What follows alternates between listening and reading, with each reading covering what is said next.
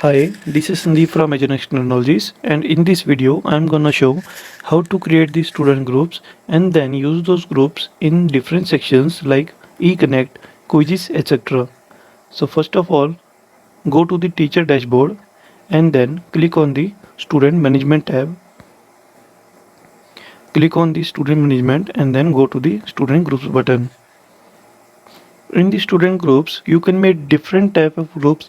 Suppose if you want to make two groups, one for the morning shift, one for the evening shift, you can select the students from the sections. Also, you can see here the Casio group, dance group, guitar group are already made from the PA teachers. Also, a morning session group for third class is also made here. So for creating a group, click on this add group button. In this page, first of all, type in the group name.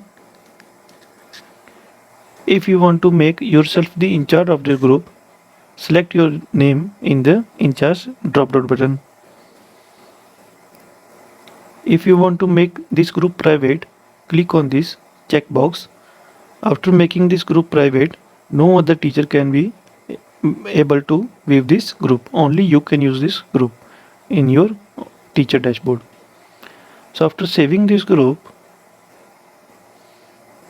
will be visible in this student group page. Like this, different groups are made here. The Casio group, dance group for the different classes. So I will open a group here and I will show how to add the students in a group. So I will open this group here. Click on this create button and then click on this student button. This group will be opened. The first column will be of the group name, and also you can see here the students are added in here. In this class section column, you can see here that the students are taken from different sections.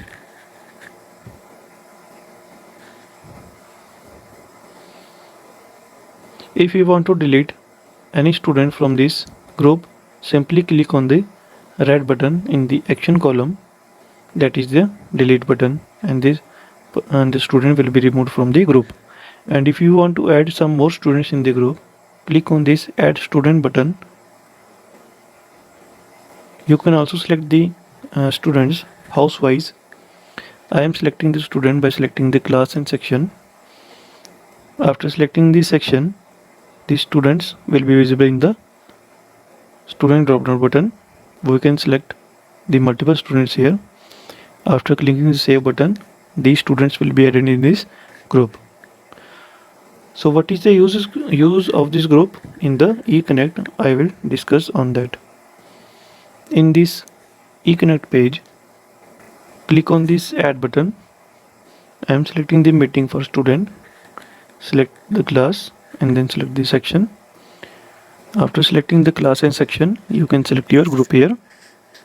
Like if you have selected the students from this A section in that group, then only the link will be sent to the students which we have added in the group here. Also in this e-learning module, when we are scheduling a quiz, we can also select group in the quizzes.